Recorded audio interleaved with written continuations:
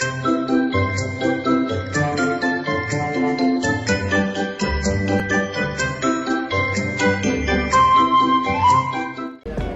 semuanya, pada kesempatan kali ini kita mau ngobrolin tentang jurisprudensi ini. Kira-kira topik kita malam ini apa ya? Nah, jadi topik kita pada malam ini adalah mengenai jurisprudensi dalam sistem hukum nasional. Oke. Nah, sebelum kita mulai, kita perkenalkan diri dulu ya. Nah, nama saya Agus Safiorai Dominik dengan NPM 2451236.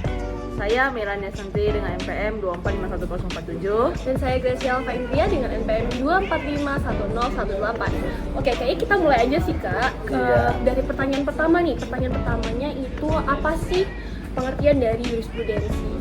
Nah, baik. Jadi sekarang saya akan menjelaskan mengenai pengertian jurisprudensi. Jadi, menurut Badan Pembinaan Hukum Nasional atau yang dikenal dengan BPHN pada tahun 1991, telah dikumpulkan beberapa definisi jurisprudensi. Yang pertama adalah peradilan yang tetap atau hukum peradilan. Dan yang kedua, jurisprudensi adalah ajaran hukum yang dibentuk dan dipertahankan oleh pengadilan. Dan yang ketiga, jurisprudensi adalah pengumpulan sistematis dari keputusan Mahkamah Agung dan keputusan pengadilan tinggi yang diikuti oleh hakim lain dalam memberi keputusan dalam soal yang sama. Yang keempat itu ada jurisprudensi dapat diartikan sebagai ajaran hukum yang dibentuk dan dipertahankan oleh pengadilan. Dan yang kelima, jurisprudensi dapat diartikan juga sebagai pengumpulan yang sistematis dari putusan Mahkamah Agung dan putusan pengadilan tinggi atau yang tercatat yang diikuti oleh hakim-hakim dalam memberikan keputusannya dalam soal yang serupa. Oh, jadi gitu. Terus kalau untuk kedudukannya tuh gimana sih kedudukan jurisprudensi di Indonesia sendiri? Iya, benar. Gimana tuh? Boleh dijelasin mungkin? Nah, jadi kedudukan sistem jurisprudensi itu dalam Indonesia, pertama itu sistem pengajaran hukum. Dia kurang sekali menggunakan putusan hakim atau jurisprudensi sebagai bahasa-bahasanya. Nah, yang disebabkan karena pengajaran hukum lebih menekankan penguasaan pengertian umum hukum yang bersifat abstrak dalam bentuk generalisasi teoretik belaka. Yang kedua itu sistem hukum yang berlaku, dia menempatkan asas dan kaedah hukum yang bersumber pada peraturan perundang-undangan sebagai sendi utama. Sebagai sendi utama itu dalam hukumnya yang berlaku. Nah, dan kurang memperhatikan pengertian atau tafsiran baru atas ketentuan peraturan perundang-undangan melalui jurisprudensi. Oh gitu. Terus apa lagi Kak? Nah, jadi kalau selanjutnya itu juga ada publikasi jurisprudensi sangat terbatas sehingga tidak mudah untuk didapat dan dipelajari atau dibahas. Nah, Terus? yang terakhir juga ada kebijakan penelitian hukum yang memberi kelapangan fasilitas untuk penelitian putusan hakim atau jurisprudensi. Oh, iya Kak. Paham sih, benar-benar. Terus kalau dari segi praktik hukumnya gimana tuh Kak? Nah, kalau dari segi praktik hukumnya itu, jadi putusan hakim atau jurisprudensi legally non-binding karena sistem hukum Indonesia tidak menjalankan sistem preseden. Oh gitu, jadi dia itu hanya legally binding kalau sistem hukumnya itu presiden ya atau common law gitu ya? Iya, benar sekali. Oke, jadi selanjutnya mungkin kita ke next topic aja kali ya. Iya, benar. Kita Jadi- next topik saja.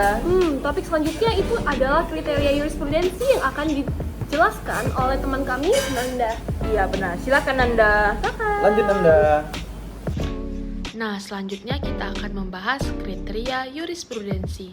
Yang pertama yaitu jurisprudensi dan stare decisis.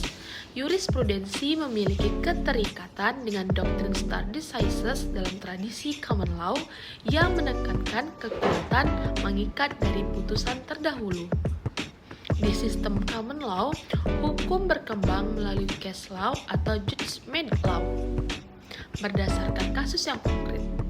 Yang kedua, yaitu alasan hakim mengikuti keputusan terdahulu.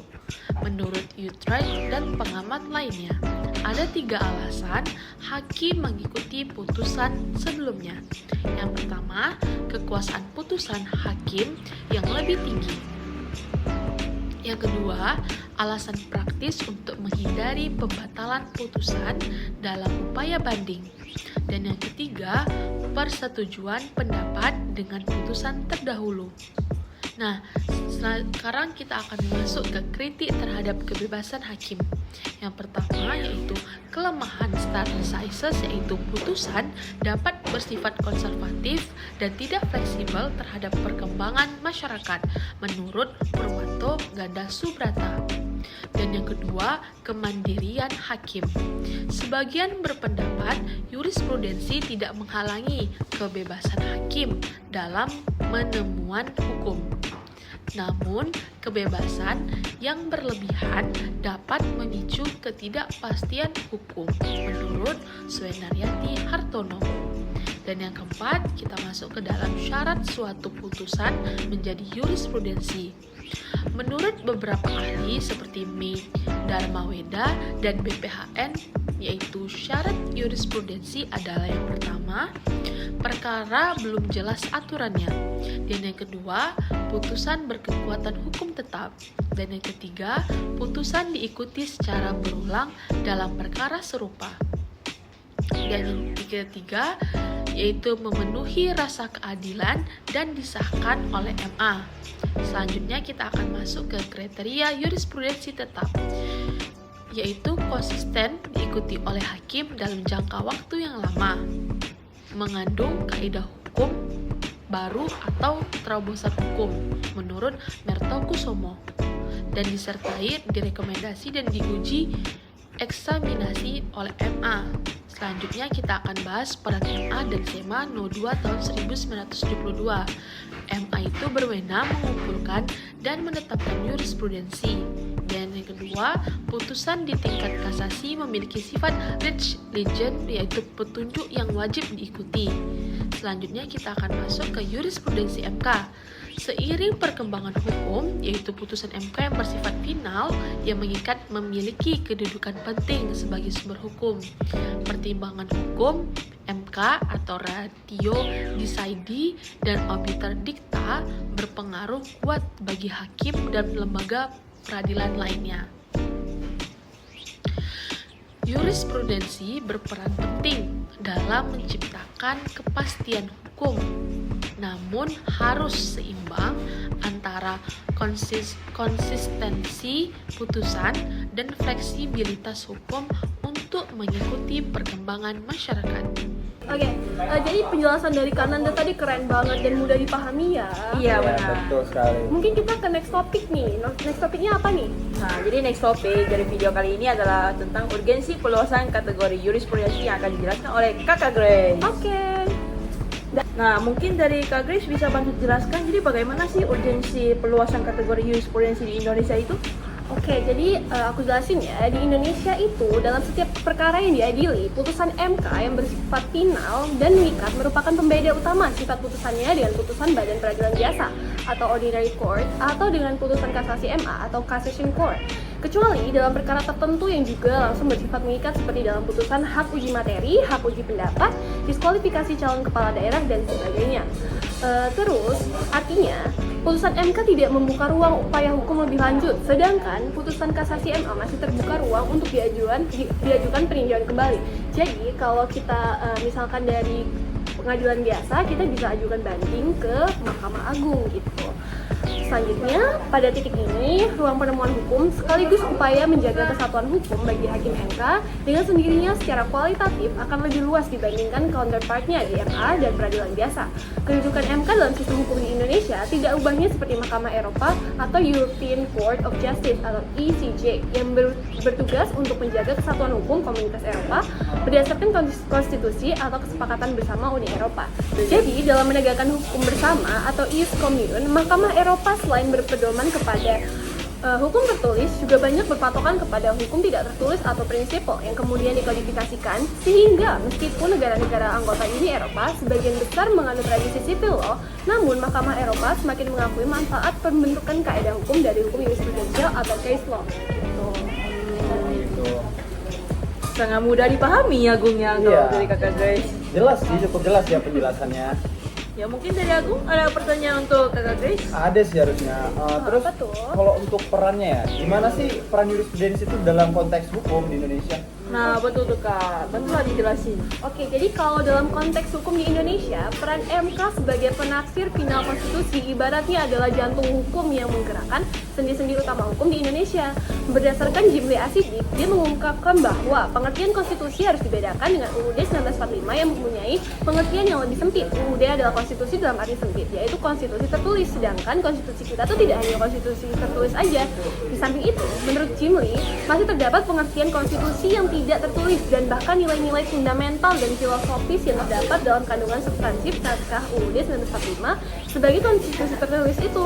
Nah, naskah UUD 1945 hanyalah wujud atau jasadnya, sedangkan Pancasila dan nilai-nilai yang tergandung dalam pembukaan UUD 1945 beserta nilai-nilai fundamental yang hidup dalam masyarakat sebagai kebudayaan konstitusi dalam praktek merupakan roh atau jiwa bangsa yang harus pula dipahami sebagai bagian dari pengertian yang tidak tertulis dari konstitusi. Jadi, dengan cara pandang seperti ini, menurut Jimli Asidik, maka konstitusi harus dipahami sebagai sumber rujukan tertinggi yang dalam praktiknya harus tercermin dalam suatu sistem konstitusionalisme yang berfungsi dalam kenyataan. Gitu. Oh iya. Oke, kayaknya udah cukup sih ya sesi sharing-sharing kita pada Iya, kali benar. ini. Kayaknya lebih baik kita tanya Kak Agung nih, apa aja sih yang Kak Agung dapat dari obrolan kita malam ini? Iya, banyak banget ya sebenarnya dari penjelasan Kak Grace, Kak Mei, dan Kak Finanda. Jadi bisa kita simpulkan ya bahwasannya tuh fungsi jurisprudensi adalah sangat penting. Gitu. Karena kenapa? Karena selain untuk mengisi kekosongan hukum, juga penting untuk mewujudkan standar hukum yang sama atau kepastian hukum. Iya, benar. Peraturan perundang-undangan tidak pernah mengatur secara lengkap dan detail. Oleh karena itu, jurisprudensi lah yang akan melengkapi segala kekosongan itu. Dengan adanya standar hukum yang sama, maka dapat diciptakan rasa kepastian hukum di masyarakat dan mencegah adanya disparitas putusan. Itu dengan diciptakannya rasa kepastian hukum dan kesamaan hukum terhadap kasus yang sama, maka putusan hakim akan bersifat dapat diperkirakan dan terbuka. Sehubungan dengan hal tersebut, dalam konteks jurisprudensi sebagai sumber hukum bagi hakim dan mengadili perkara, beberapa langkah konkret dalam mengefektifkan jurisprudensi dapat dilakukan antara lain melalui pertama, penegasan kualifikasi jurisprudensi. Dewasa ini dalam rangka menjaga konsistensi hukum dan mengisi kekosongan hukum, MA selain mengeluarkan jurisprudensi juga semakin intens menerbitkan putusan-putusan yang bersifat landmark decision atau penerbitan surat-surat edaran. Oleh karena itu, demi kepentingan pengembangan praktik dan teori ilmu hukum, diperlukan penegasan batasan masing-masing kedudukan jurisprudensi. Dalam hal ini, dipertimbangkan kualifikasi jurisprudensi di luar putusan kasasi atau PK, MA, mengingat banyaknya jenis perkara yang tidak harus sampai ke MA. Di samping itu, ruang lingkup jurisprudensi perlu juga mengaitkan dengan putusan-putusan MK sebagai salah satu sumber hukum terpenting di luar produk legislasi dan regulasi. Oh, keren banget sih. Iya, Banyak jelas banget yang kita sih, pelajari ya dalam Iya, kesempatan kali ini. betul. Oke. Kalau gitu kayaknya cukup sekian dulu. Iya. Oke, bye. Bye-bye.